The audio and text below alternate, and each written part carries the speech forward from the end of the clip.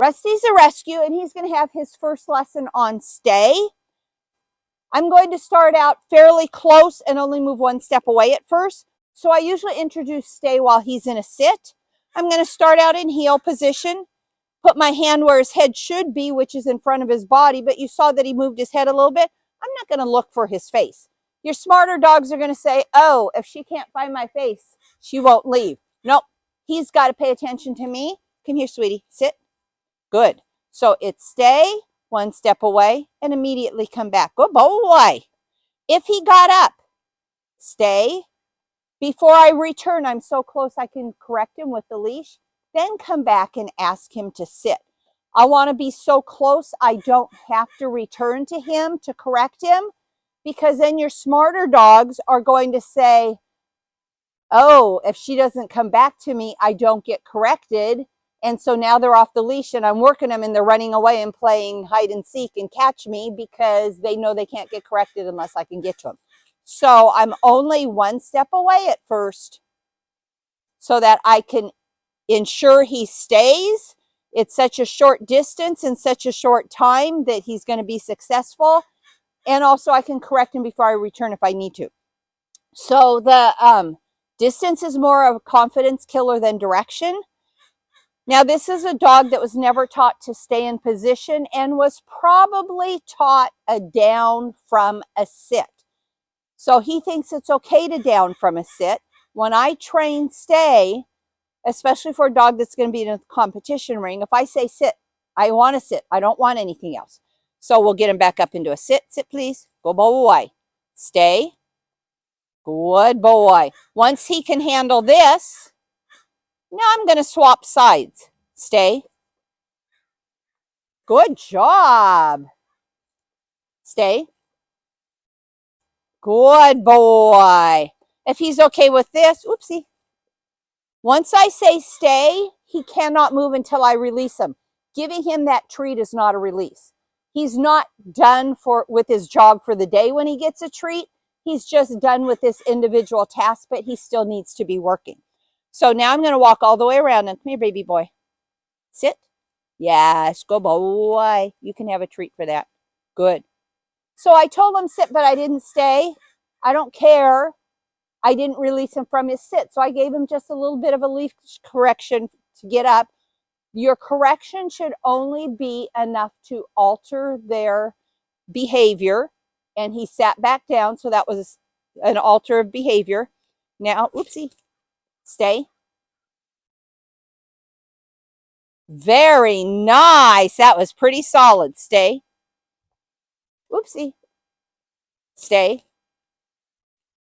Whoopsie. Stay. Stay.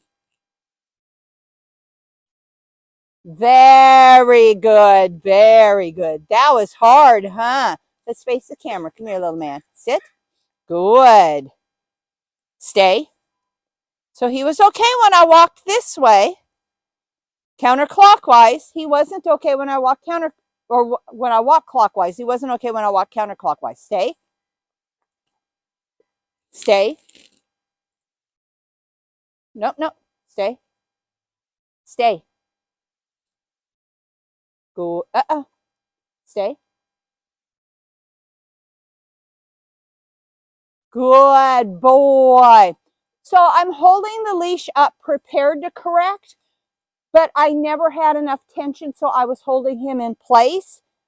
He needs to stay on his own. He needs to know that it's his decision to stay, and it's not my job to physically hold him in place. So I don't want to put any pressure on the leash, because then he'll learn he only has to stay if there is pressure on the leash. But let's go ahead and face the camera. Come here, little man. Come on, sit. Good.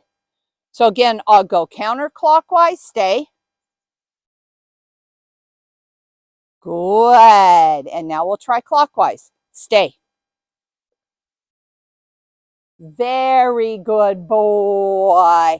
Very good boy. So I usually just go through a progression of different types of distraction. So at first, you're just going to go one step to the side. Then you're going to swap sides. Then you're going to go all the way around.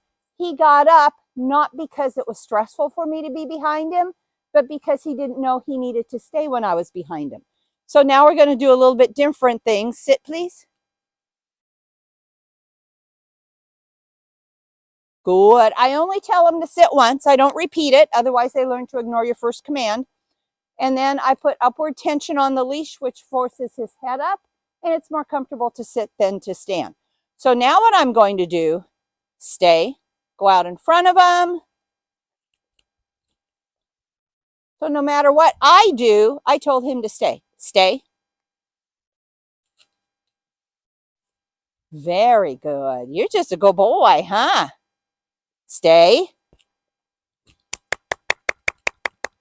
Good boy. Stay. Rusty, stay. So I said his name calmly and then reminded him to stay. I'm not going to say his name excitedly because that should be a come. It's not just what you say, but how you say it that determines how he responds.